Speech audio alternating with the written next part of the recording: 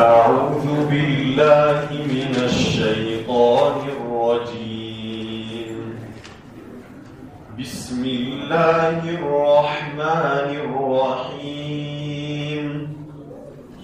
وجاء فرعون ومن قبله والمؤتفكات بالخاطئة فعصوا رسول ربهم فأخذهم أخذة رابية. إنا لما طغى الماء حملناكم في الجارية لنجعلها لكم تذكرة وتعيها أذن واعية. فإذا نفخ في الصور نفخة واحدة وحملت الأرض والجبال فدكتا دكة واحدة فيومئذ وقعت الواقعة وانشقت السماء فهي يومئذ واهية والملك على أرجائها ويحمل عرش ربك فوقهم يومئذ ثمانية. يومئذ تعرضون لا تخفى منكم خافية. فأما من أوتي كتابه بيمينه فيقول هاؤم اقرءوا كتابيه إني ظننت أني ملاق حسابيه فهو في عيشة راضية في جنة عالية قطوفها دانية. كلوا واشربوا هنيئا بما أسلفتم في الأيام الخالية. أعوذ بالله السميع العليم من الشيطان الرجيم من همزه ونفخه ونفثه. اللهم علمنا ما جهلنا وذكرنا ما نسينا وزدنا علما ينفعنا وانفعنا بما علمتنا. اللهم اغفر لنا ولوالدينا ولمشايخنا ولجميع المسلمين والمسلمات. اللهم يسر حسابنا ويمن كتابنا وثبت على الصراط أقدامنا برحمتك يا أرحم الراحمين. የሱረቱ አልሐቃ የመጀመሪያዎቹን አንቀጾች ትላንትና ለማየት ሞክረናል። ዛሬ በአላህ ፈቃድ ከትላንትናዎቹ የሚቀጥሉ አንቀጾችን የምናይ ይሆናል። يقول الله تبارك وتعالى إنا لما طغى الماء حملناكم في الجارية لنجعلها لكم تذكرة وتعيها أذن واعية። ትላንትና እንግዲህ አላህ Subhanahu Wa Ta'ala የጠፉ ህዝቦችን መልእክተኞቻቸውን በማመጻቸው ምክንያት ጥፋት የሆነ ወንጀል ላይ ወይም ጥፋት የሆነ ተግባር ላይ በመሰማራታቸው ምክንያት ለውድመት ያደረጋቸውን ሙሉ ለሙሉ ያወደማቸውና ያጠፋቸውን ህዝቦች በመሳሌነት አንስቶ አላህ Subhanahu Wa Ta'ala ተናግሯል። እነ ሰሙድ፣ እነ ዓድ፣ ፊርዓውን እንደዚሁም ደግሞ ሙተፊካት የተገለበጡ የነበሩ ከተሞችና መንደሮች ነዋሪዎችን አላህ Subhanahu Wa Ta'ala አንስቶ እነሱን ተናግሮ የደረሰባቸውን ውድመት ያጋጠማቸውን ነገር አላህ Subhanahu Wa Ta'ala ተናግሯል። فهل ترى لهم من باقية ለመሆኑ ለነሱ ቅሪት ታይላቸዋለህን ብሎም ጠይቋል። ማን የተረፋለ? እስቲ ማን ነው ከኛ ቅጣት ያመለጠ? የአላህ Subhanahu Wa Ta'ala ቅጣት የመጣ ጊዜ እንግዲህ ሁሉንም ነው የሚያዳርሰውና ከዚህ የዳነ የተረፈ ማን አለ? ከቶ ማንንም የለም ብሎ ተናግሯል። ዛሬም ከዛ የሚቀር የሆነውን ነው የሚናገረው እዚህ አያ ላይ ኢና ለማ ጠገልማ እኛ ውሃው ልኩን ባለፈ ጊዜ ሐመልናኩም ፊል ጃሪያ በተንሳፋፊቱ መርከብ ላይ ጫናችሁ ሊነጅዓለሃ ለኩም ለናንተ ልናደርጋት ዘንድ ተዝኪረተን ማስታወሻ وتعيها أذن واعية የምትሸመድድና የምትይዝ የሆነችም ጆሮ ትይዛትና ተሸመድዳትም ዘንድ ይችን አደረገን በማለት አላህ Subhanahu Wa Ta'ala ይናገራል። ይህ ደግሞ የሚጠቅሰው የኑህ ህዝቦች የጠፉበትን ሁኔታ ነው።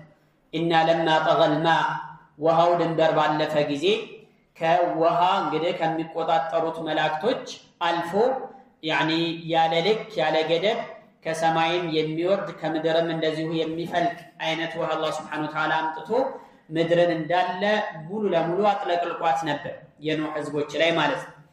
በምን ምክንያት ነው? መልእክተኛቸውን አስተባበሉ፣ ለረጅም ዘመናት ጥሪ ያደረገላቸው፣ ለረጅም ዘመናት መከራቸው፣ ዘከራቸው፣ በሚስጥርም በድብቅም በጋራም በግልም የሚቻለውን ሁሉ አድርጎ ለ950 ዓመት ዳዕዋ አደረገላቸው፣ መከራቸው። እነሱ ግን የሚወልዱትም እንኳን ሳይቀር ፋጂር ጠማማ ካፊር ሆነና አንቀበልም አሉ መልእክተኛቸው። ለረጅም ዘመን የለፋውን ልፋት መና አስቀሩበት። ይህን ጊዜ አላህ ብሎ እጁን አነሳ። አላህም Subhanahu Wa Ta'ala ለዚህ ለተበደለው ባሪያችን ለተገፋው ባሪያችን ልንበቀልለት ዘንድ ይህንን አደረግን በማለት ይገልጻል።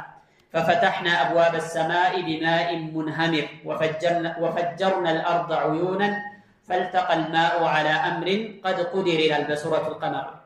ففتحنا أبواب السماء يسمايات بر بدك الله كفة بماء منهمر بهايل بميوردنا بميبوابوها كفة. وفجرنا الأرض عيونا مدرن من دزيه بمنشوش آفندانو مدرن مالت. فالتقى الماء وهم تجنانية كلا يوردهم كتاتشفلكهم وها تجنانية على أمر قد قدر بتوسن قد إلي وهو تجنينتو أطلق لكو أتفاتشون دمالت. إيه وها دنبر الفوني متى لك يتلانتو عادو تشلا ينفسو نفاس دنبر يالفا بريح صرصر عاتية هندالو دنبر يالفا يهونا تقوطاطاريዎቹን መላእክቶቹን ያመፀ የሆነ ኃይለኛ ከባድ ነፋስ እንደመጣው ሁሉ በኑህ ህዝቦችም ላይ እንደዚህ የመጣው ውሃ ኃይለኛ ነበር፣ ድንበር ያለፈ የሆነ ነገር ነበር ማለት እና ሐመልናኩም ፊል ጃሪያ ያ ውሃው ድንበር ባለፈ ጊዜ ከልኩ በላይ የሆነ ጊዜ ምናጠፋውን አጠፋንና እናንተን ግን ሐመልናኩም ጫናችሁ አለ አላህ Subhanahu Wa Ta'ala። ምን ላይ? ፊል ጃሪያ በምትንሳፈፍ በምትንቀሳቀስ መርከብ ጀልባ ላይ ጫናችሁ ብሎ አላህ Subhanahu Wa Ta'ala ተናገረ። طيب እዛ ላይ የተጫነው ማን ነው? ከኑህ አለይሂ ሰላም ጋራ ያመኑ ጥቂት አማኞች ናቸው የተረፉት። ከዛ የውሃ ማዕበል ከዛ የውሃ መስጠም አደጋ የተረፉት ጥቂቶች ነበሩ እና በነዛ ጥቂት ሰዎች አማካኝነት ነው የሰው ዘር የቀጠለው እንጂ ሁሉም ጠፍቶ ነበር ማለት። ሁሉም ወድሟል፣ ሁሉም ጠፍቷል። የተረፈው ጥቂት የሰው ዘር ብቻ ነበር። ከዛ በእነሱ በኩል አሁን ዛሬ ላይ ምድርን ሞልቶ የሚገኘው ሁሉ خلق አላህ Subhanahu Wa Ta'ala ተረፈ። ስለዚህ ሐመልናኩም ሲል አባቶቻችሁ ጀርባ ላይ እንዳላችሁ አያቶቻችሁ የኑህ ተከታዮች ማለት ነው፣ ኑህ ልጆቹና ተከታዮቹ በእነሱ ጀርባ ላይ እንዳላችሁ አዳናችሁ በማለት አላህ Subhanahu Wa Ta'ala ይናገራል። በሱረቱ አልኢስራእ ላይ ምንድነው የሚለው? ذرية من حملنا مع نوح إنه كان عبدا شكورا. ذرية من حملنا مع نوح ከኑህ ጋር በጀልባው ላይ የጫናቸው ሰዎች ዝርያ የሆናችሁት ሆይ እያለ አላህ ያናገራል። ስለዚህ ኑህ አለይሂ ሰላም ሁለተኛ የሰው ዘር አባት ነው ከአደም አለይሂ ሰላም ቀጥሎ። በሱ በኩል ነው የሰው ዘር የቀጠለው ማለት ነውና ሐመልናኩም ፊል ጃሪያ የሚለው ይህንን አላህ Subhanahu Wa Ta'ala አሁን ላይ ላሉት ሰዎች ያኒ በምድር ላይ ላሉ በህይወት ለነበሩት ሰዎች ውለታውን እየገለጸ ነው። የዛኔ እንዳትጠፉ እንዳትወድሙ አድርገን አድነናችኋል።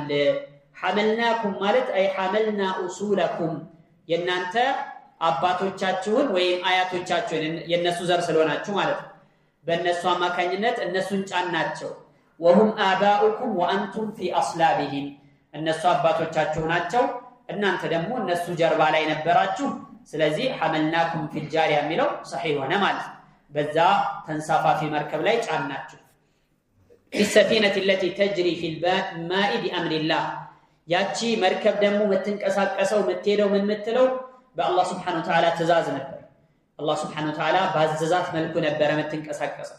በሌላ አያ ምን ይላል? ተጅሪ ቢአዕዩኒና በእኛ እይታ መሰረት የምትንቀሳቀስ እኛ እያየናት እየተቆጣጠርናት የምትንቀሳቀስ በሆነች ጀልባ ላይ እያለ አላህ Subhanahu Wa Ta'ala ይናገራል ማለት ነው። ትላንትና እንዳየነው ንፋስም ሲነፍስ ዝናብም ሲዘንብ ማንኛውም ሁኔታ በልክ በመጠን መላእክቶች አሉ፣ ተቆጣጣሪዎች አሉ።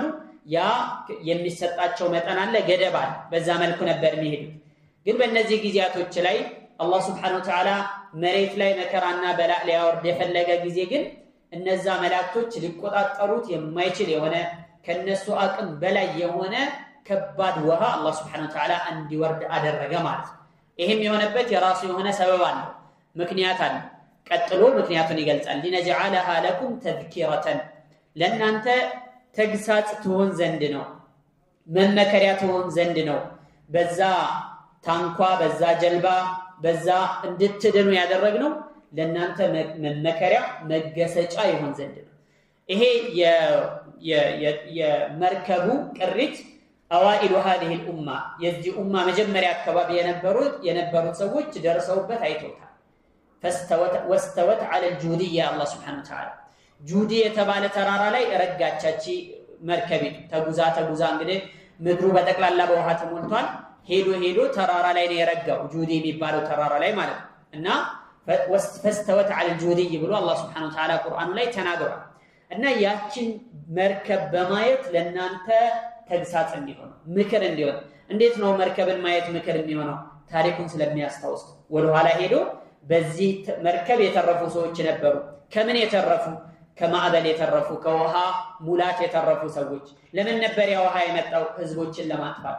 ለምንድነው የጠፉት? አላህን Subhanahu Wa Ta'ala ስላመፁ፣ በሱ ላይ ስላሻረኩ የተላከላቸውን መልእክተኛ አልቀበልም ስላሉ። ስለዚህ መመከሪያ ነው ማለት መገሰጫ ነው። አላህ Subhanahu Wa Ta'ala ምድር ላይ ያስቀመጣቸው ነገሮች ሁሉ ለሰዎች ተግሳጽ ናቸው። ولذلك يقول قل سيروا في الارض فانظروا كيف كان عاقبة الذين من قبل ምድር ላይ እስቲ ተንቀሳቀሱና ፊት የነበሩ ሰዎች ፍጻሜያቸው እንዴት እንደነበር ተመልከቱ፣ አስተውሉ ይላል። ሰው ሲንቀሳቀስ ፊት የነበሩ ህዝቦች ቅሪት ነገር ይመለከታል። እነዛ ሰዎች የት ናቸው ያሉት? በምን ሁኔታ ነው ዱንያ ላይ ያለፉት? እንዴት ነበሩ? የአላህ Subhanahu Wa Ta'ala ትእዛዝ ያከብሩ ነበር ወይስ አያከብሩ ነበር? መገሰጫ ነው፣ መመከሪያ ነው።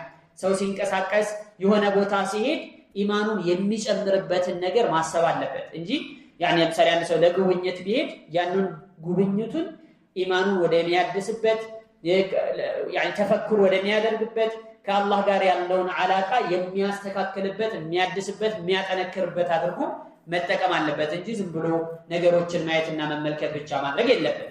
ስለዚህ ሊነጅዐለሃ ለኩም ተዝኪረተን ዒብራ እንዲሆን መገምገሚያ እንዲሆናችሁ መገሰጫና መመከሪያ እንዲሆናችሁ በማለት ነው ይላል። ወተዒየሃ አይ ተሕፈظሃ እንድትይዛት እንድትሸመድዳትም ዘንድ ይችን ተግሳጽ ይችን ምክር ኡዙኑን ዋዕያ ሸምዳጅ የሆነች መያዝ የምትችል የሆነች ጆሮ እንድትይዛት ማለት ነው።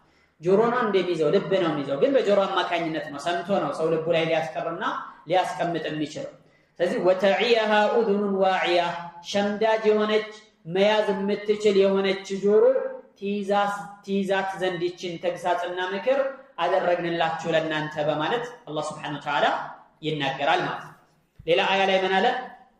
وآية لهم أن حملنا ذريتهم في الفلك المشحون ለነሱ ምልክት ይሆናቸው ዘንድ ወይም ደግሞ ለነሱ ምልክት ነው።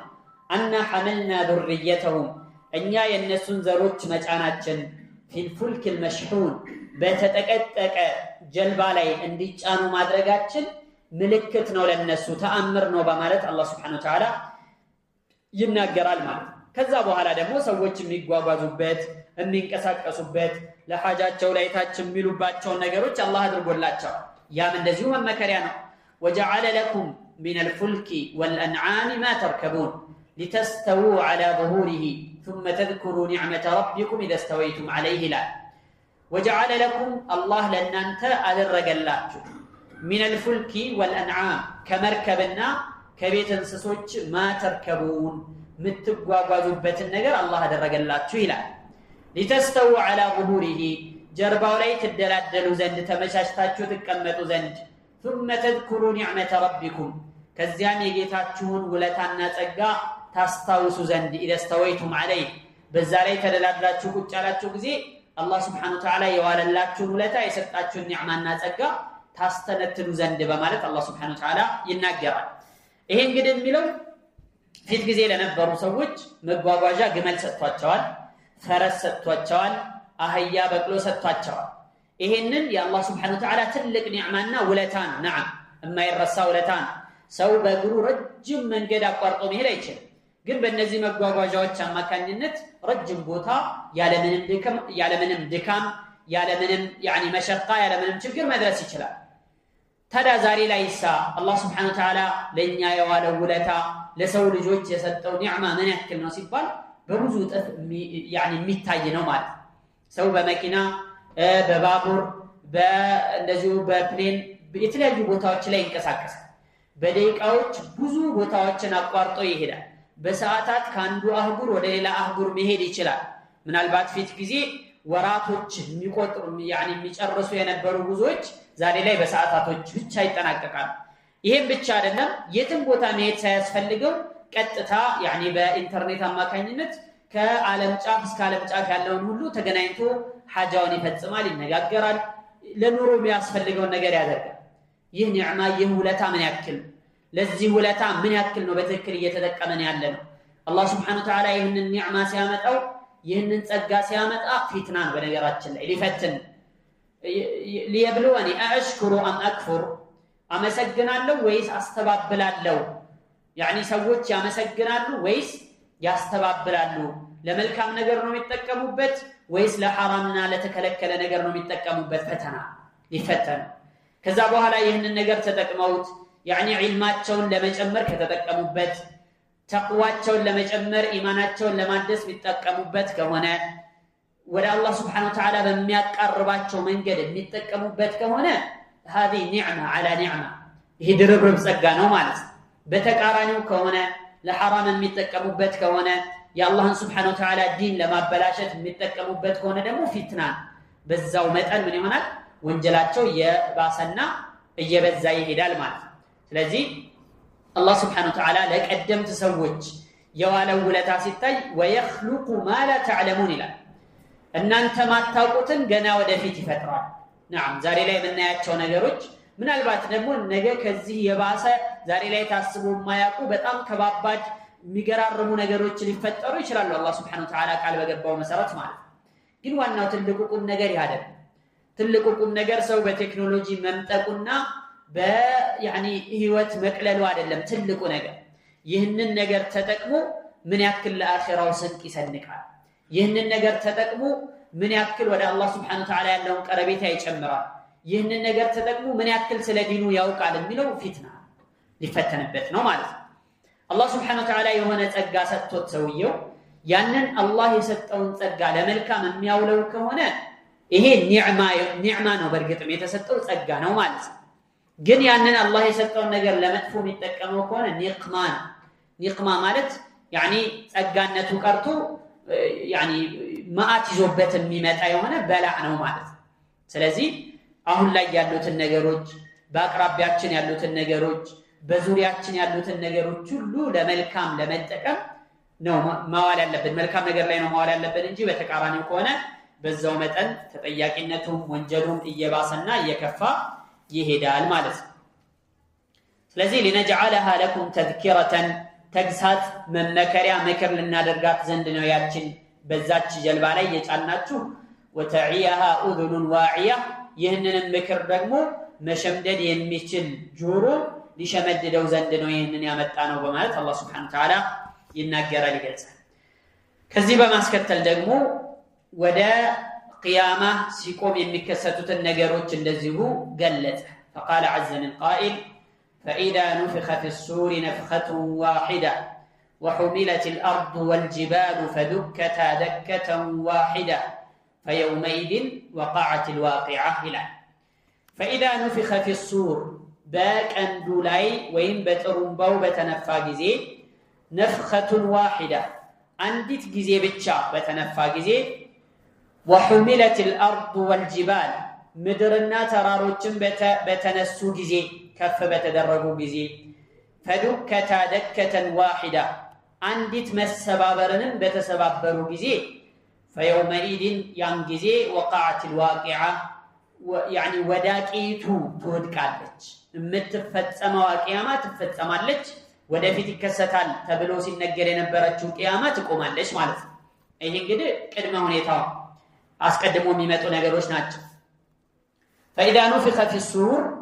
صور ማለት ጥሩምባ ወይም ቀንድ ማለት ነው ያ ኢስራፊል የተባለው የአላህ Subhanahu Wa Ta'ala መልአክ ያንን አፉ ላይ ደግሞ ጆሮን ቀስሮ ይጠባበቃል متى يؤمر بالنفخ فينفخ መቼ በዚህ ጥሩምባ እንዲነፋ እንደሚታዘዝና መቼ እንደሚነፋ ጆሮን ቀስሮ ያዳምጣል ብለው ነብዩ ሰለላሁ ዐለይሂ ወሰለም ይናገራሉ كيف انعم وصاحب القرن قد التقم القرن واستمع الاذن እንዴት በዱንያ ነገሮች ይሸወዳለው እንዴት يعني ደስተኛ ሆናለው እንዴት እቀማጠላለው وصاحب القرن قد التقم القرن ባለቀንዱ ቀንዱን አፍ ውስጥ አስገብቶ واستمع الاذن ፈቃድን ከጌታው እየተጠባበቀ ያዳመጠ እየሰማ ባለበት ሁኔታ ላይ እኔ እንዴት በዱንያ ልሸነገል ይችላልው ብለው ነብዩ ሰለላሁ ዐለይሂ ወሰለም ይናገራሉ እና فإذا نفخ في الصور በዛ ቀንድ ላይ በተነፋ ጊዜ የዱንያ እድሜ በሚያልቅበት ሰዓት ቀነቀጠሩ የተሰጠው ቀነ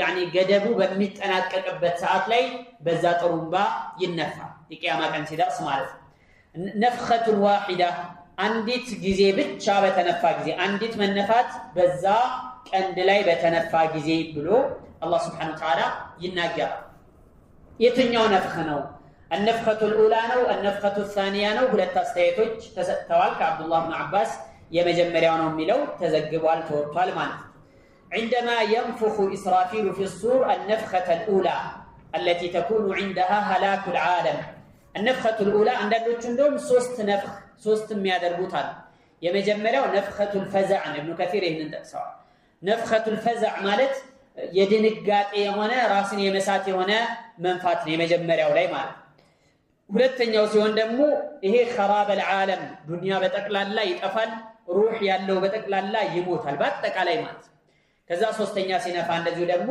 ሩህ ያለው ሁሉ ሩሁን አባራውን ያራገፈ ከቀብሩ ጀሰዱ يعني روحنا جسد ይገናኝና ይነሳል فإذا نفخ في الصور نفخة واحدة مالت النفخة الأولى التي يكون عندها هلاك العالم مدرو بتقلال سماي مريتو بفرسبت ونو نفخانو بلا فإذا نفخ في الصور نفخة واحدة يتبالو إيه ሁለተኛው ደግሞ النفخة الثانية ደግሞ روح ወደ አካል የሚመለስበት የሆነው እና ተደጋግሞ አይደለም የሚታዘዘው መላእክቱ አንዴ አላህ Subhanahu Wa Ta'ala ተዛዙን ያስተላልፍለታል ከዛ ይፈጸማል እንጂ ምንም እንደማይታዘዝ ሰው ወይም ደግሞ ቃሉ እንደማይሰማ ሰው ሁለቴ ሶስቴ ተደጋግሞ አይታዘዝምና ነው አንዴ ስለሚታዘዝ ነው ነፍኸቱን ዋሂዳ ብሎ የጠቀሰው ብሎ ይናገራል ሙፈሲሮች ማለት ነው ويوم ينفخ في الصور ففزع من في السماوات ومن في الأرض إلا من شاء الله وكل أتوه داخلين باك أندو بمنفابت إلت ففزع من في السماوات ومن في الأرض በሰማያትም ያሉት መላእክቶች በመደርም ያሉ የመደር ነዋሪዎች በተክላላ ክው ብለው ይደነግጣሉ ይሞታሉ ኢላ من شاء الله الله سبحانه وتعالى የፈቀደው الله የፈለገው ሲቀር وكل أتوه داخلين ሁሉም የተዋረዱ ሆነው ወደሱ ይመጣሉ ብሎ الله سبحانه وتعالى ተናግሯል ማለት ታዲያ ያ ድምጽ በሚሰማ ጊዜ ሰማያትም በዛ ድምጽ يعني تأثير ይመጣባቸዋል ተጽዕኖ ውስጥ እዛ ድምጽ ተጽዕኖ ውስጥ ይወድቃሉ ምድርም ተራሮችም አሉ የተባሉ ታላላቅ ፍጡራን በተክላላ በዛ ድምጽ ተጽዕኖ ስር ይወድቃሉ ከዛስ فتزول عن اماكنها ሰማያት በተክላላ ይቀዳደዳሉ መሬት በተክላላ ይንኮታኮታል ተራራ በአጠቃላይ يعني ይፈርሳል ማለት ከዚህ በፊት እንደተነገረው ማለት فتحمل الأرض والجبال كما تحمل الكرة بين اللاعبين وتختل جاذبية الأرض يمدر سبت منام የሚባለው ነገር ሁሉ ስርዓቱ ይጠፋል መዋቅሩ ሁሉ ይፈርሳል ማለት سبحان الله ጊዜያዊ ነው ማለት ሰማይኛ ሁሉ ጊዜ ስንመለከት ፀሐይ በመስራቅ እየወጣች በመራት ትገባለች ጨረቃ እየወጣ ይገባል ከዋክብቶች ይመሻል ይነጋል ምናምን ይሄ ተደጋጋሚ የሆነ ነገር ነው እድሜ ልካችን ያየነው ነገር ነው ግን ጊዜ አለ የሚያበቃበት ጊዜ አለ ሰዓት አለ يعني والشمس تجري لمستقر لها ወደ መርጊያዋ ነው የምትፈሰው የምትሄደው እያለ አላህ Subhanahu Wa Ta'ala ይናገራል ጊዜ አላት ማለት በቃሽ ተብላ የምትገደብበት ጊዜ አለ ሰማይም እንደዚሁ እንደተንጣለለ ሁሌ የማይኖረው የሚፈርስበት ጊዜ አለ ምድርም እንደዚሁ እንደረጋና እንደሰከነ አይኖርም የሚንኮታኮትበት ጊዜ አለ ተራራው ሁሉም ነገር ማለት ፈራሽ ዱንያ ጊዜያዊ ነው የሚኖረው ጊዜያዊ ነው ይሄ ሀገር መኖሪያ ሀገር አይደለችም الدنيا دار من لا دار له ዱንያ ማለት ሀገር የሌለው ሰው ሀገር ናት ያሉ አንዳንዶች ሀገር ትክክለኛ ሀገር አኺራ ኩኑ من ابناء الاخره ከአኺራ ልጆች ሁኑ እንጂ ከዱንያ ልጆች እንዳትሆኑ ለዱንያም ልጆች አሏት ለአኺራም ልጆች አሏት እናንተ ግን የአኺራ ልጆች እንጂ የዱንያ ልጆች እንዳትሆኑ ይያሉ ይመክራል አላየሃል በዛች يعني ድምጽ አማካኝነት ሰማይ መሬቱ ሁሉ ይፈርሳል እንደዚሁም ደግሞ መሬትም ተራሮችም ፈዱከታ ደከተን واحده አንድ ጊዜ መሰባበርን ይሰባበራሉ መንኮታኮትን ሁሉ ይንኮታኮታሉ ማለት وفي ذلك الحين تقوم القيامه በዚያን ጊዜ ቂያማ ትቆማለች وتقع الواقعه فيومئذ وقعت الواقعه እንደሚለው ማለት አለ ይመጣል እየተባለ ጧት ማታ ሲነገር የነበረው ሁሉም ነብያቶች የተናገሩበት የነበረው የቀጠሮ ሰዓት ይደርሳል فيومئذ وقعت الواقعه ግን መቼ ነው የሚሆነው መቼ ነው ይሄ ነገር የሚከሰተው አላህ እንጂ ማንንም አያውቅ ከአላህ Subhanahu Wa Ta'ala ውጭ ማንንም መልአክም ይሁን ነብይም ይሁን ረሱልም ይሁን ማንንም ሰው ያችን ጊዜ መቼነቱን የሚያውቅ ማንንም የለም አላህ Subhanahu Wa Ta'ala ይላል إن الساعة آتية أكاد أخفيها لتجزى كل نفس بما تسعى فلا يصدنك عنها من لا يؤمن بها واتبع هواه فتردى إلى الله سبحانه وتعالى إن الساعة لآتية سآتيت مجنات لا ريب فيها من انترطر اللبات من دمت متى من ما تتراطر أكاد أخفيها عندهم لدبقاتنا لششقات هلو قربالهم من المفسروች ከራሴ ለደብቃት ሁሉ ቀርባለሁ ማለት ነው ይላል አላህ Subhanahu Wa Ta'ala لتجزى كل نفس بما تسعى ሁሉም ነፍስ በምትሰራው ነገር ልትመነዳ ዘንድ ቂያማ ትቆማለች فلا يصدنك عنها ከሷ እንዳያግደህ እንደው ከሷ ላይ ያለህን እምነት እንዳይሸረሽርብህ ከሷ እንዳይጋረድህ ማን من لا يؤمن بها በሷ የማያምንባት የሆነ واتبع هواه ስሜቱን የሚከተል የሆነ ሰው እንዳያገደ ከቂያማ ምንም አይነት ማምታቻ ቢያመጣብህ እጅ እንዳሰጠው ማለት እሺ እንዳትለው ቂያማ ይቆማል አላህ Subhanahu Wa Ta'ala ተናግሯል ነብዩ አለይሂ ሰላቱ ወሰለም ነብያቶችን በተቀላላ የተናገሩት ነገር ነው ስለዚህ ማንንም እንዳያገደህ ከሷ ተተርዳ ያን እሱ يعني ካገደህ በሷ ከማመን የሆነ አካል ካቀበህ ትዋረዳለህ ብሎን አላህ Subhanahu Wa Ta'ala የሚያስጠነቅቀው የሚናገረው ማለት ነው ያን ጊዜ فيومئذ وقعت الواقعه ወዳቂቱ ቂያማ ትወድቃለች ተከሳቺቱ ቂያማ ትከሰታለች ማለት ነው وانشقت السماء ሰማይም እንዲሁ ትቀደዳለች ትተረተራለች فهي እሷ ሰማይ يومئذ ያን ጊዜ واهيه ደካማ ናት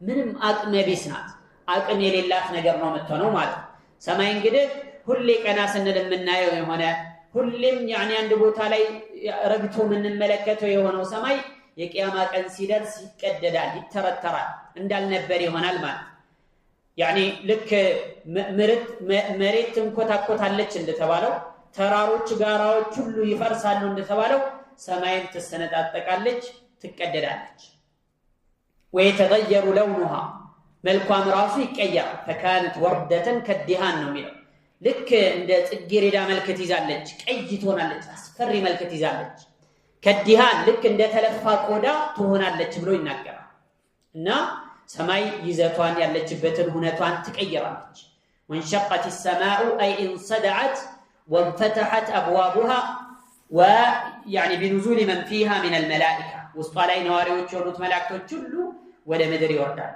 فهي يومئذ واهيه ያን እለት እቺ ጠንካራይቱ ሰማይ ዛሬ ምንም ነገር ሊበሳት ምንም ነገር يعني ክፍተት ሊፈጥርባት የማይችለው የሆነችው ሰማይ ያኔ ደካማ ናት ضعيف ናት مسترخيه እማትረባ ናት እንዳሩሪ ጨርቅ የምትቀደድ ነገር ነው የምትሆነው ማለት لا تماسك فيها ولا صلابه ምንም አይነት ጥንካሬ የሚሆን ብርታት አይኖራት ከዚህ በፊት ጠንካራ ነበረች እንደውም አላህ Subhanahu Wa Ta'ala እስቲ አይነን يعني አዘዋውር እስቲ ሰማይ ላይ ተመልከት እስቲ ምንድነው هل ترى فيها يعني من فطور የሆነ ክፍተት ቀዳዳ ሽንቁር ምናምን ትመለከታለህ የሆነ ችግር ነገር ይታያል ሰማይ ላይ ثم ارجع البصر كرتين አሁንም ሁለቴ ሶስቴ ደጋግመህ አይንህን መላልሰህ እስቲ ወደ ሰማይ ينقلب اليك البصر خاسئا وهو حسير አይንህ የተዋረደ ያፈረ ሆኖ ተስፋ የቆረጠ ሆኖ ወደ አንተ ይመለስልሃል እንጂ እድሜ ልክህን ሰማይ ላይ ቀዳዳ ለፈልግ ብትል አታገኝ የቂያማ ቀን ሲደርስሳ የቂያማ ቀን ሲሆንሳ አትረባ አሮጌ ጨርቅ ነው የምትሆነው ምንም እንደዚህ ሲነካ የሚፈርስ አይነት ነገር ነው የሚሆነው فهي يومئذ واهية سبحان الله ምን ያክል ከባድ ሁኔታ ቢሆን ምን ያክል አስፈሪና ከባድ ነገር ቢሆነው ሰማይ ሊቋቋመው የማይችል ተራራ ሊቋቋመው የማይችል ምንም አይነት ፍጡር የተባለ ሊቋቋመው የማይችል ምን ያክል አስፈሪና አስደንጋጭ ጩኸት ቢሆን ነው ይሄንን ሁሉ ነገሮች በአንድ ጊዜ እንዳልነበር የሚያደርገው ከባድ ነው ማለት ነው የዛኔ የሚድነው ማን ነው አላህ Subhanahu Wa Ta'ala የሻለት መልካም ስራ የሰራ ኢማኑን ያደሰ ያስተካከለ ኢማኑን በትክክል የያዘ የሆነ ሰው ብቻና ብቻ የዛኔ መላእክቶች ይወርዳሉ ወደ ምድር ويوم تشقق السماء بالغمام ونزل الملائكة تنزيلا ሰማይ በደመና በምትቀደድበት ዕለት መላእክቶችም መወረድን በሚወረዱበት ዕለት الملك يومئذ الحق للرحمن ያኔ እውነተኛው ትክክለኛው ንግስና የረህማን ብቻ ነው የአዛኛው ጌታ አላህ Subhanahu Wa Ta'ala ብቻ ነው وكان يوما على الكافرين عسيرا ያን ዕለት ደግሞ በካህዲያኖች ላይ በጣም አስቸጋሪ ከባድ የሆነ ዕለት ነው ያን ጊዜ ሰማያት ሁሉ የመላእክቶች መመላለሻ ትሆናለች በራፎቿ ላይ ይከፈታሉ መላእክቶች ሁሉ ይወርዳሉ ማለት ነው ከዛ ምን አለ والملك على أرجائها ويحمل عرش ربك فوقهم يومئذ 8 والملك ملائكتوች على أرجائها በሰማይ ጥግና ጥግ ላይ ይሆናል እንግዲህ ከተቀደደው ቦታ ውጭ ያለው ዳርና ዳር ላይ ያለው ቦታ ላይ ይከማቻሉ ይሰበሰባሉ ويحمل عرش ربك የጌታህንም ዙፋን ይሸከማሉ فوقهم ከበላያቸው يومئذ በዚያን ዕለት 8 መላእክቶች ይሸከሙታል የጌታን ዙፋን ብሎ አላህ Subhanahu Wa Ta'ala ተናገረ እንግዲህ ሰማይ ስትቀደድ መላእክቶች تقف الملائكة على أركانها وأطرافها ዙሪያውን ጫፍጫፉን ዳርዳሩ ላይ ይከመከማሉ ይሰበሰባሉ ይከማቻሉ خاضعة لربها مستكينة لعظمته يعني ለጌታቸው ተናንሰው ተዋርደው የአላህን Subhanahu Wa Ta'ala ለቀና ኃያልነት አስፈርቷቸው ፈርተው ዝቅ ብለው ተናንሰው ይቆማል قال الضحاك إذا انشقت السماء كانت الملائكة على حافتها ሰማይ ስትሰነጠቅ ስትቀደድ ስትተረተር ጊዜ መላእክቶች ዳርቻዎቿ ላይ ይሆናል حتى يأمرهم الله تعالى فينزلون إلى الأرض كالله سبحانه وتعالى ትእዛዝ ተቀብለው ወደ ምድር እስከሚወርዱ ድረስ እዛ ቦታ ላይ ይሆናሉ ከዛስ ወደ ምድር አላህ ሲያዛቸው ወደ መሬት ይወርዱና إلى أرض المحشر ወደ መሰባሰቢያው ቦታ ይመጡና እዛው ላይ ይከቧቸዋል ሰዎችን ማለት فيحيطون بها ومن عليها ምድር ላይ ሁሉ ተሰብስቦ በቆመው موقف ላይ محشر ላይ በተሰበሰበው ሁሉ ሰው ላይ ክብ ሰርተው መላእክቶች ክብ يعني እንደዚህ አይታችሁ ከሆነ ወታደሮች የሆኑ በሆኑ አጋጣሚዎች ላይ እንደዚህ ክብ ሰርተው ምናምን ይከለክላሉ ሰው ወደዚህ ወደዛም እንዳይሄድ ማለት ነው ከዛ በባሰ ሁኔታ ደግሞ መላእክቶች محشر ላይ የተሰበሰበው ሁሉ ይከቡታል እንደማለት ነው فيقفون صفا واحدا متراصا على حافات الأرض በምድር ዳርቻዎች ላይ መላእክቶች ሁሉ ክብ ሰርተው ይቆማሉ ثم يأمر ملائكة السماء الثانية ከዚያም የሁለተኛው يعني የመጀመሪያው ሰማይ ዱንያ ላይ ያሉትን አላህ ያዛቸውና መጥተው ይከባሉ ከዛ የሁለተኛው ሰማይ መላእክቶች ይወርዳሉ ሁለተኛ ክብ ይሰራሉ እንደዚህ ያሉ እስከ ሰባተኛው ሰማይ ድረስ ያሉት መላእክቶች يعني ክብ ሰርተው ማንንም ከዛ ቦታ ላይ ማምለጥ የሚሆን መፈናፈን እንዳይችል አድርገው ከበው ይጠብቃሉ ማለት ነው ويا قوم إني أخاف عليكم يوم التناد يوم تولون مدبرين ما لكم من الله من عاصم يا سورة غافر لين لذي دكسها يوم التناد يمتقرار يوكن ياكن يوم تولون مدبرين جربا ستاتشو يمتششبتن كان أستنككاتشو هلو ما لكم من الله من عاصم كالله بكل منهم أينت آدانينا أباكي بما تاقنوا بذيلا يعني لما شاش كذا كارض المحشر لي بقى كذي جلقات لوطا بلو ሰዎች መሸሽ ሲፈልጉ ቦታው ላይ ሁሉ መላእክቶች ተደርድረው ያገኛል ወደ ቦታቸው ይመለሳሉ ያ معشر الجن والانس ان استطعتم ان تنفذوا من اقطار السماوات والارض فانفذوا ከምድርና ከሰማያት አጽናፍ መውጣት ከቻላችሁ እስቲ ሞክሩ لا تنفذون الا بسلطان والله سبحانه وتعالى እንደተናገረው ማለት ነው ከዚያም በኋላ ويحمل عرش ربك የጌታህን ዙፋን ይሸከማሉ فوقهم ከበላያቸው يومئذ በዚያን ዕለት 8 መላእክት የጌታህን ዙፋን ይሸከማል 8 ማለት 8 صنوف من الملائكه العظام عبد الله بن عباس እንደተናገሩት 8 ማለት 8 ብቻ ማለት ሳይሆን 8 አይነት መላእክቶች ማለት ነው የተፈለገው ብለው ተረጎሙበታል ሌሎች ደግሞ قال ابن عباس رضي الله عنهما هي 8 صفوف من الملائكه لا يعلم عددهم الا الله ብዛታቸውን አላህ እንጂ ማንንም አያውቅም 8 አይነት መላእክቶችን የተባለው ብዛታቸው ግን በጣም ብዙም ሊሆን ይችላል ብለው ተናግረዋል እርግጥ አንድ ሐዲስ ላይ ነብዩ ሰለላሁ ዐለይሂ ወሰለም እንደተናገሩት የአላህ Subhanahu Wa Ta'ala አርሽ የሚሸከሙት ዛሬ ላይ 4 መላእክቶች ናቸው አሉ ان العرش يحمله اليوم 4 من الملائكه فاذا كان يوم القيامه امدهم الله ب4 آخرين ሌላ ተጨማሪ 4 መላእክቶች አላህ Subhanahu Wa Ta'ala ይጨምርላቸውና 8 ሆነው የጌታን ዙፋን ይሸከማሉ ብለው ነብዩ ሰለላሁ ዐለይሂ ወሰለም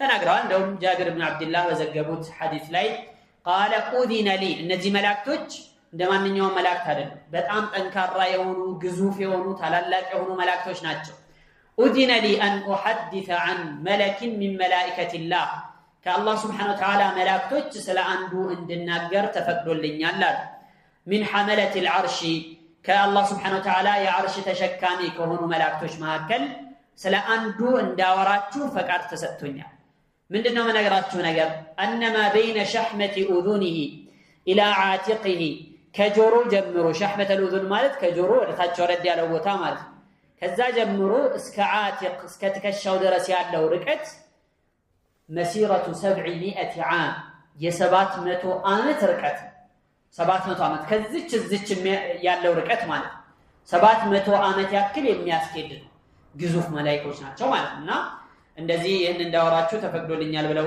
ተናግረዋል አቡ ዳውድ የዘገቡት ዘገባ ነው ኢስናዱሁ ثقات رجال ثقات يعني ዘጋቢዎቹም ደግሞ ታማኞች ናቸው ብለው ተናግረዋል ጠቅሰዋል ማለት ነው يومئذ تعرضون لا تخفى منكم خافية ያን ዕለት አላህ ላይ ትቀርባላችሁ ትቀርቡ ትደረጋላችሁ لا تخفى አትሸሸግም منكم ከናንተ خافية አንዲትም የምትሸሸግ ነገር አትኖር ምንም የሚደበቅ ነገር አይኖር ሰው ሁሉ እዛ ቦታ ላይ في ارض المحشر عراة حفاة غرلا كما خلقناكم اول مره كما خلقوا اول مره ጫማ የሌላቸው ሆነው ልብስ ያለበሱ ሆነው ያልተገረዙ ሆነው መጀመሪያ በተፈጠሩበት ሁኔታ ላይ እዛ ቦታ ላይ ይሰባሰባል ሁሉም ማለት ይህን ጊዜ አይሻ ረዲየላሁ ዐንሃ ጠየቀቻቸው የአላህ መልእክተኛ ሆይ الرجال والنساء ينظر بعضهم بعضا ወንዱም ሴቱም እዛ ተሰብስበው አንዱ ሌላኛውን ሊያይ ነው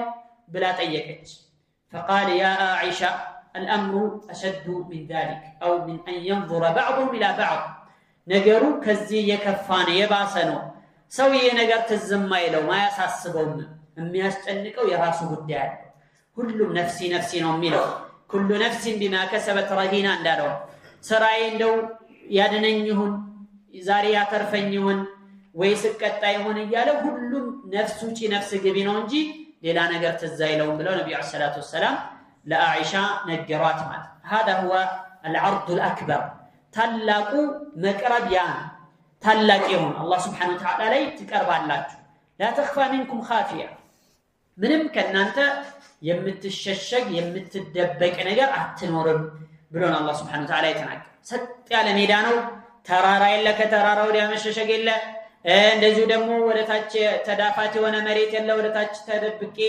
يعني አልታየም ብሎ የሚያስብ የለ ሁሉም ለጥ ያለ ሜዳ ላይ ይህ ብቻ አይደለም ፀሐይ ደግሞ ስንዝር ትቀርባለች አርድ المحشر ላይ ቀረብ ትላለች እዛ ላይ ያለው ሁሉ ቦታ يعني እዛ የተሰበሰበው ሁሉ ሰው በላቡ ይጠመቃል በላቡ ይዋኛል ከነሱ መካከል እስከ ቁርጭምጭሚቱ ድረስ ላቡ መታሰጥመው ሰው አለች እስከ ጉልበቱ ድረስ የሚያሰምጠዋል እስከ መታጠቂያው ድረስ ይሆናል እስከ ደረቱ ድረስ አለ፣ እስከ አንገቱ አለ።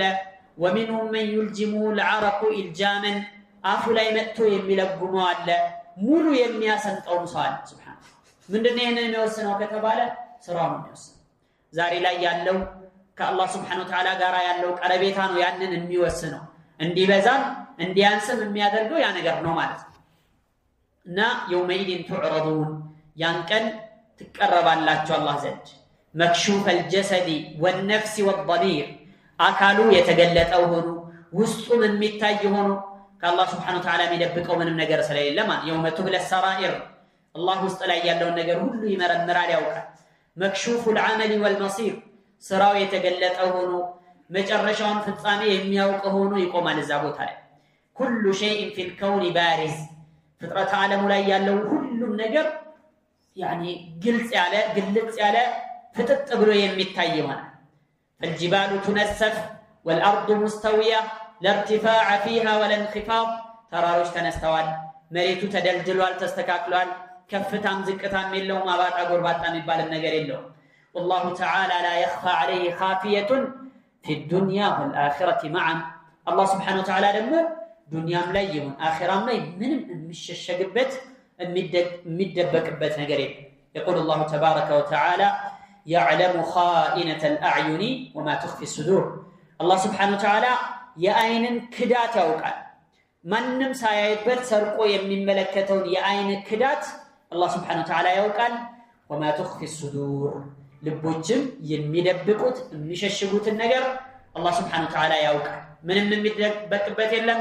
አካላችሁም ስራችሁም ልባችሁም ውስጣችሁ ላይ የያዛችሁትም የመሰጠራችሁትም ይፋ ያደረጋችሁትም ሁኔታችሁ ምንም የሚሸሸግበት የሚደበቅበት ነገር አይኖርም ማለት እዛ ቦታ ላይ ينفذهم البصر ويسمعهم الداعي له እዛ የተሰበሰቡ ሰዎች በእይታ ሁሉም ጋር የሚዳረስ የሚደበቅ የሚሸሸግ የሚባል ነገር የለም። ويسمعهم الداعي የሚጣራ ደግሞ ሁሉንም ያሰማል። በዛ ቦታ ላይ የሚጣራ ንግግር የሚያደርግ ሁሉንም ማሰማት ይችላል። ويسمعهم الداعي يسمعه من قرب كما يسمعه من بعد الى النبي عليه الصلاه والسلام الله سبحانه وتعالى آدم عليه السلام የቂያማ ቀን ይጠራዋል። ያ አደም ይላል፣ አደም ሆይ ይላል። ይህንን ጥሪ በቅርበት ያለው እንደሚሰማው ሁሉ ሩቅ ያለውም ይሰማል። አደም ሆይ اخرج من ذريتك بعثا الى النار ካንተ ዘሮች መካከል ወደ እሳት ወደ ጀሃነም የሚላኩትን አውጣ ብሎ ያዛዋል። قال وما بعث النار ምንድነው የእሳት ድርሻ? ወደዛ የሚላኩት ምን ያክሎች ናቸው? من كل 1999 في النار ከእያንዳንዱ ከአንድ ሺው መካከል 999 ወደ እሳት አንዱ ብቻ ወደ ጀነት እያለ አላህ Subhanahu Wa Ta'ala ትእዛዙን ያስተላልፋል። ያኔ ገና አዲስ የተወለደ እንኳን የሚሸብትበትና ሽበት የሚያወጣበት ጊዜ ማለት ያኔ ነው፣ በጭንቀት የተነሳ ማለት ነው። እና በዛ አይነት መልኩ ሰው ሁሉ ተሰብስቦ የአላህ Subhanahu Wa Ta'ala ውሳኔ ይጠባበቃል። ዑመር ኢብኑ ኸጣብ رضي الله عنه وارضاه امير المؤمنين من ይላሉ حاسبوا انفسكم قبل ان تحاسبوا وزنوها قبل ان توزنوا ይላል። ነፍሳችሁን አላህ Subhanahu Wa Ta'ala ፊት ቀርባችሁ ኦዲት ከመደረጋችሁና ከመመርመራችሁ በፊት ራሳችሁን መርምሩ አስቀድማችሁ። ሚዛን ላይ ተቀምጣችሁ ሚዛን ላይ ስራችሁ ተቀምጦ ከመመዘኑ በፊት እናንተው ራሳችሁ ሚዛን ላይ አስቀምጣችሁ መዝኑት። واستعدوا للعرض الأكبر ለታላቁ ዝግጅትም ተዘጋጁ፣ ለታላቁ መቅረብ ተዘጋጁ። ምንድነው ታላቁ መቅረብ? يومئذ تعرضون لا تخفى منكم خافية ያለው ታላቁ መቅረብ ማለት ይሄ ሆኖ የማይታወቅ ዱንያ ከተፈጠረችበት ጊዜ ጀምሮ ሆኖ የማያውቅ ከባድ ትዕይንትና አስፈሪ እውነት ነው ያለው። ስለዚህ ለዛን ቀን ተዘጋጁ። በምን መልኩ ነው የምትዘጋጁት? ምንድነው የሚያስፈልገው? የዛኔ ስንቅ ነው የሚያስፈልገው። የስንቁ ሀገር ደግሞ እዚህ ስንቅ የሚሰነቅበት ዝግጅት የሚዘጋጁበት ሀገር እዚህ ነው፣ ዱንያ ነውና ለዛኛው ለታላቁ ነገር ተዘጋጁ ብለው ምክራቸውን ያስተላልፋል። እዛ ከመመርመራችሁ በፊት እዚሁ ራሳችሁን መርምሩ። እዛ ከመመዘናችሁ በፊት ራሳችሁን መዝኑ። ስራችሁን ንግግራችሁን ተግባራችሁን ሚዛን ላይ አቅርባችሁ እዩት በማለት ዑመር ኢብኑ ኸጣብ ዘመን ተሻጋሪ የሆነ ምክር ይለግሳሉ ማለት ነው።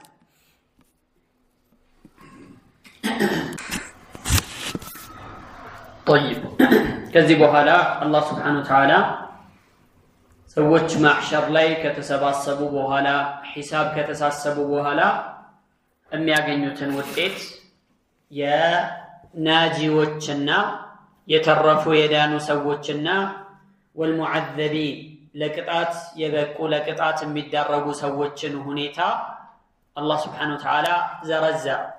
ልክ እዚሁ ቅርብ ሆኖ በአይናችን እንደምናየውና ሁነቱን ትዕይንቱን የምንከታተል ያክል ግልጽ አድርጎ ፍንትው አድርጎ አላህ Subhanahu Wa Ta'ala አሳየ። فقال فأما من أوتي كتابه بيمينه فيقول هاؤم اقرءوا كتابيه إني ظننت أني ملاق حسابيه ይላል። فأما من أوتي كتابه بيمينه የሥራ መዝገቡ በቀኝ እጁ የተሰጠው ሰውማ فيقول ይላል هاؤم እንኩ اقرأوا كتابيه መጽሐፌን አንብቡ ብሎ ሰዎችን ይጋብዛል።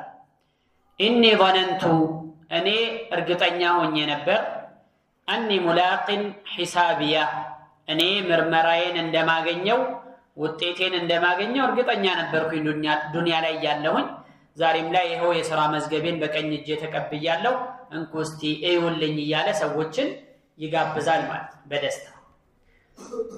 የቂያማ ቀን ሲሆን የሥራ መዝገብ ተተጣየሩ الصحف የሥራ መዝገቦች ይከፋፈላሉ።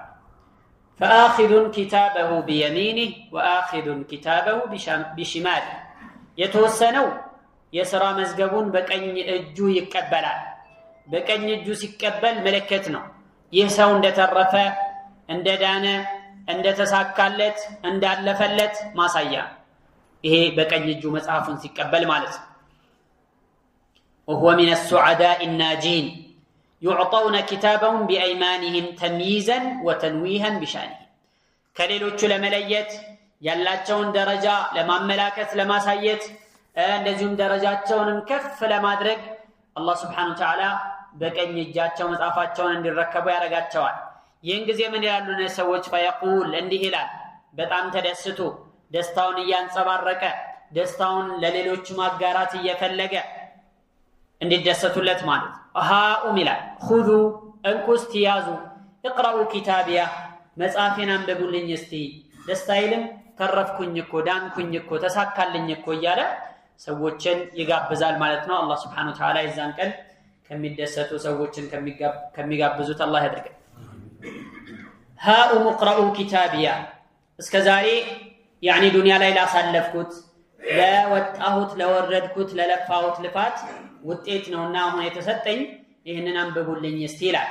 وفيه البشرى بالجنة ومغفرة الذنوب وستر العيوب እዛ መጽሐፍ ላይ የጀነት ብስራት ትኬት ተሰጠው ማለት ነው። ጀነት መግቢያ እንደዚሁም ደግሞ ለወንጀሉ ምህረት እንደተደረገለት ማሳያ ማመላከቻ ነው።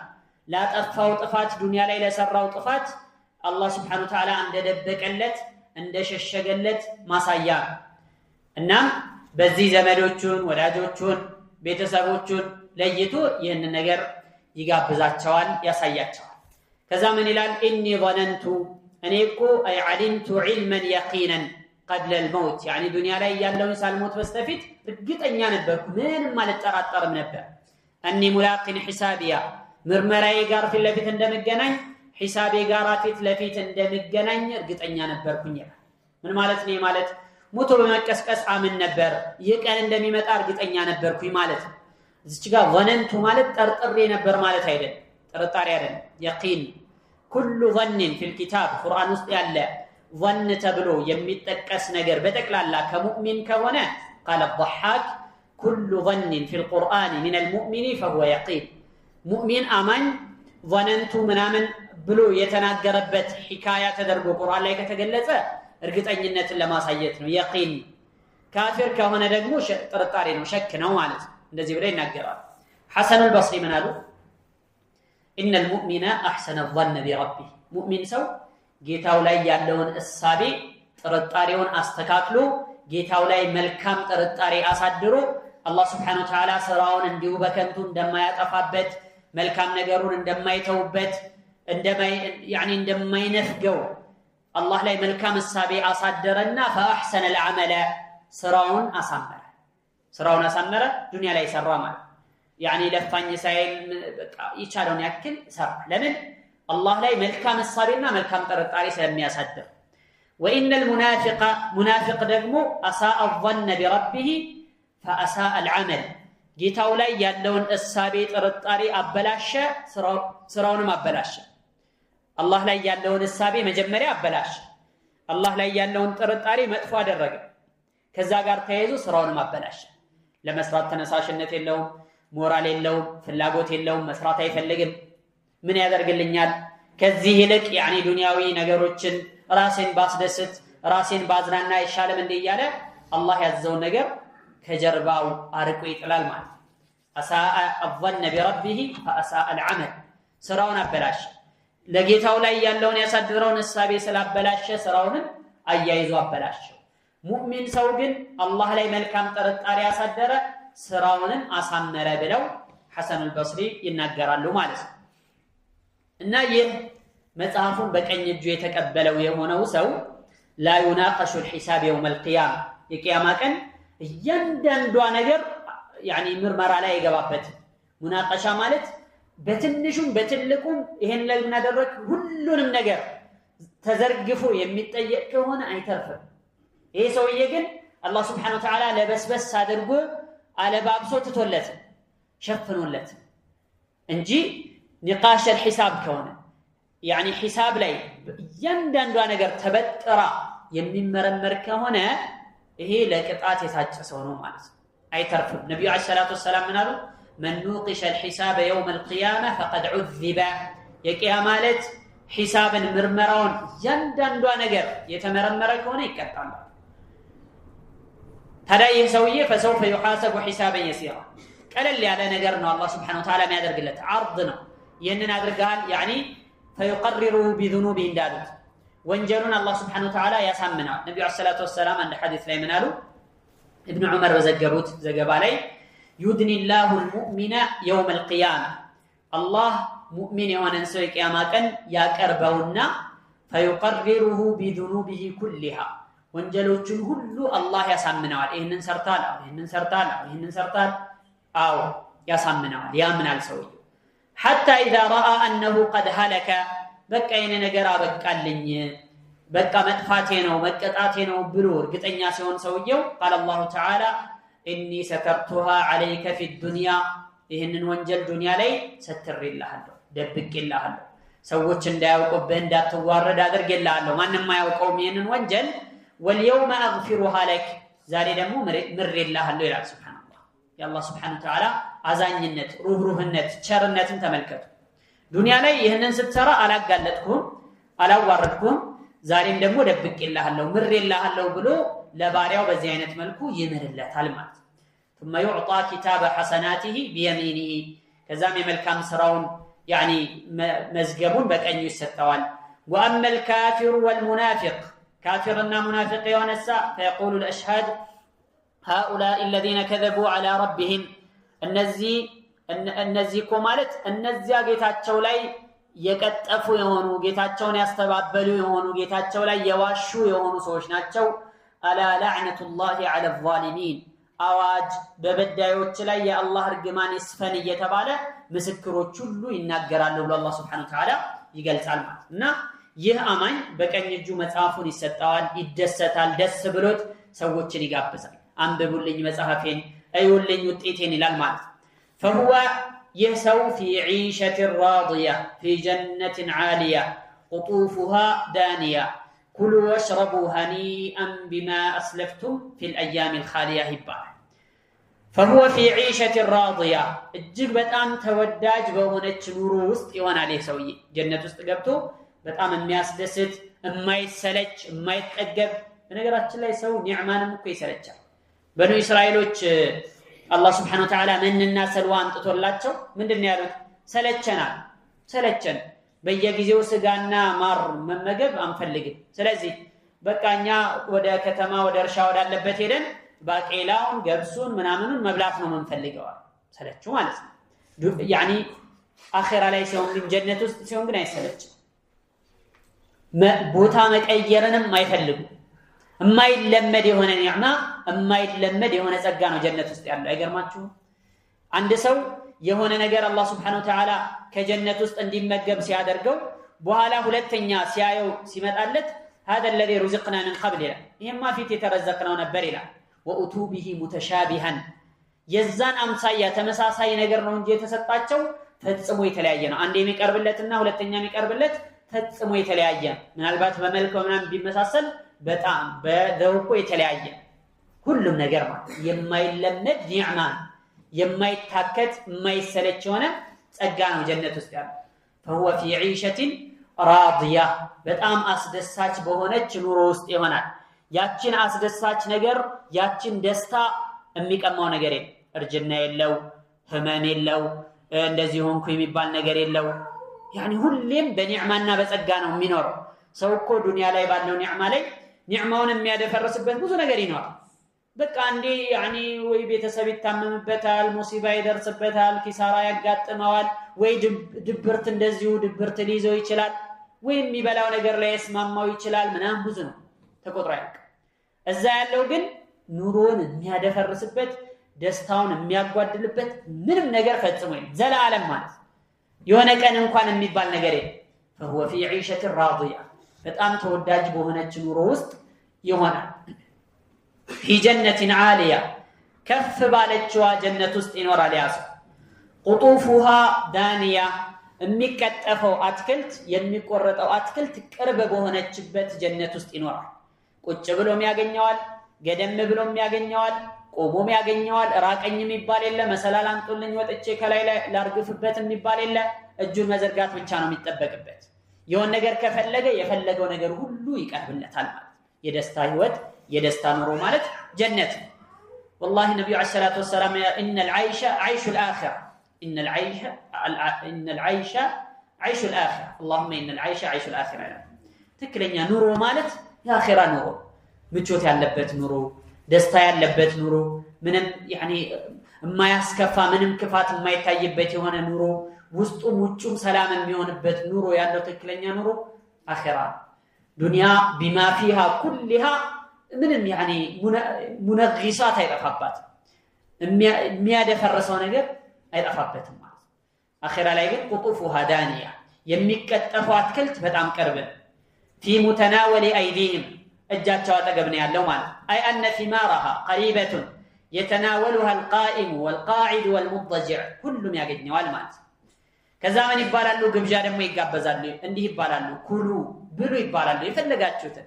ያሰኛችሁን ነገር ብሉ ወሽረቡ ጠጡ የፈለጋችሁትን ነገር ሃኒአን አስደሳች ሲሆን بما اسلفتم في الايام الخاليه هذا هو مربط الفرس ዋንኛው ነገር ቁም ነገር ያለው እዚህ እነዚህ ሰዎች ይህንን ሁሉ ጸጋ ያገኙት ይህን ሁሉ ግብዣ የቀረበላቸው በምን ምክንያት ነው ሲባል بما اسلفتم ባሳለፋችሁት ስራ ምክንያት ነው في الايام الخاليه ባለፉት ቀናቶች ላይ ዱንያ ላይ በነበራችሁበት ጊዜ ባሳለፋችሁት ስራ በሰራችሁት መልካም ነገር በያዛችሁት ጥሩ ነገር ምክንያት ዛሬ ብሉ ጠጡ እንደፈለጋችሁ ሁሉ ተብለው ይጋበዛል እንደፈለክ ሁን የሚባለው ጀነት የገባስ ዱንያ ላይ አንተ ሁሉ ነገር ቢሟላልህ እንደፈለክ መሆን አትችልም ገደብ አለ የፈለገ ያኒ ሁሉም በቃ የሚያስፈልግ ነገር ሁሉ ቢሟላ ዱንያ ላይ አይሞላ ግን ቢሟላ እንኳን ገደብ አለ ولذلك قال النبي عليه الصلاه والسلام